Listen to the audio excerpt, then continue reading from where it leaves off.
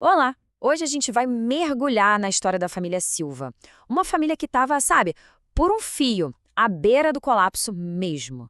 E vamos ver como um guia totalmente inesperado apareceu e ofereceu um caminho para sair desse abismo. Uma jornada de restauração que vale a pena conhecer. Essa frase já diz tudo, né? A gente consegue quase sentir o clima. A casa não era um lar. Era um lugar com um monte de gente morando junto, cada um na sua ilha de mágoa, de ressentimento. A comunicação simplesmente tinha acabado. E no lugar dela ficou um silêncio que, olha, era mais barulhento e doía mais do que qualquer briga. E aqui estão os personagens dessa história.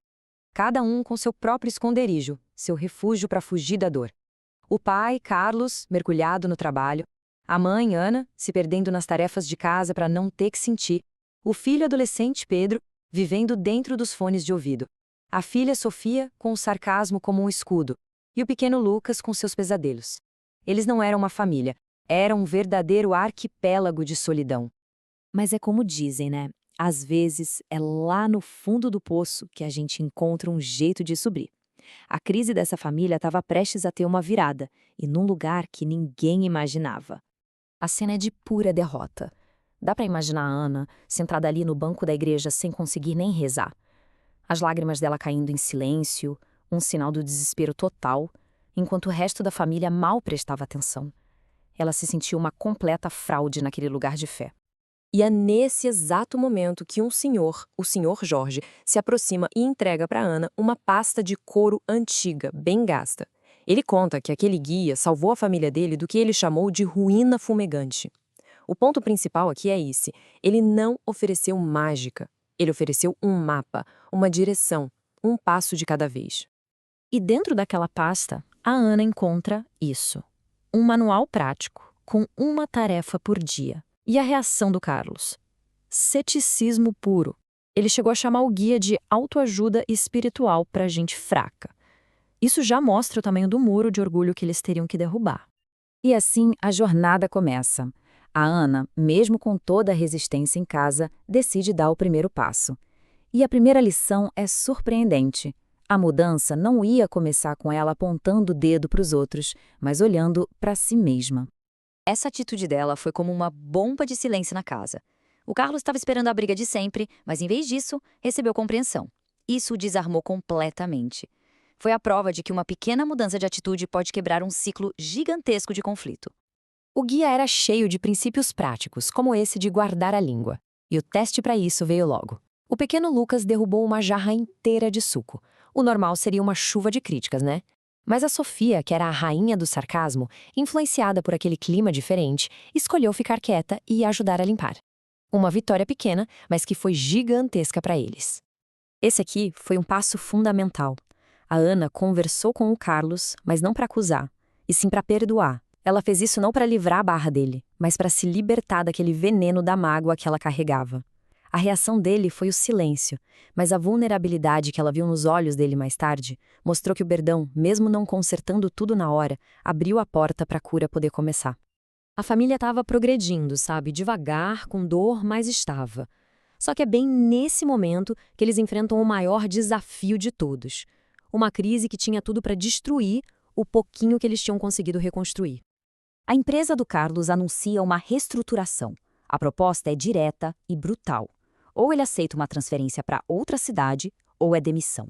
A notícia cai como uma bomba, ameaçando arrancar as raízes da família e jogar todo mundo no desconhecido. Seguindo o manual, cada um deles escreveu seu maior medo num pedaço de papel e colocou tudo numa caixa de sapatos. Em vez de cada um se esconder com seu medo, eles compartilharam. E ali, pela primeira vez, eles se uniram na fraqueza. E aí veio um momento da rendição total. O Carlos, aquele cético do começo, liderou a família em oração sobre a caixa. Ele não ofereceu uma fé gigante, mas uma fé honesta, do tamanho de um grãozinho de mostarda. Ele escolheu acreditar, apesar do medo. E a família, junta, entregou o impossível deles a Deus. A resposta foi inacreditável. Direta, rápida, o verdadeiro milagre. O impossível se resolveu de um jeito que ninguém esperava. O que parecia ser o fim se tornou um começo totalmente novo, e isso solidificou de vez a fé que eles estavam recomeçando a construir. Mas o milagre não foi o fim da jornada. Foi a confirmação de que eles estavam no caminho certo. O mais importante não foi só a resposta que eles receberam, mas a transformação que aconteceu com eles durante o processo. A casa da família Silva tinha mudado para sempre. Essa transformação é muito nítida. Onde antes tinha isolamento, agora tinha união. A crítica virou encorajamento. As refeições em silêncio se tornaram momentos de gratidão. A casa do desespero tinha, finalmente, se tornado um lar de esperança.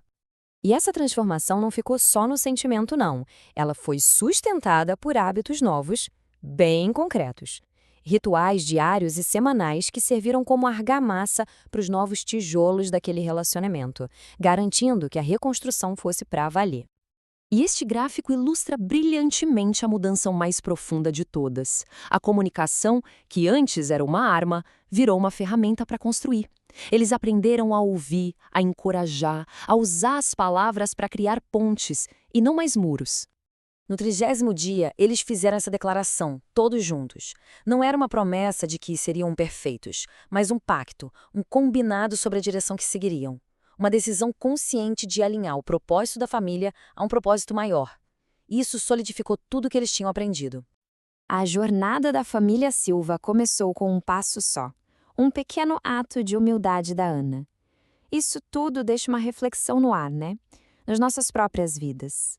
Que silêncios pesados poderiam ser quebrados se alguém tivesse a coragem de dar aquele primeiro passo, por menor que fosse? Fica aí a reflexão. Agradecemos a companhia nesta análise.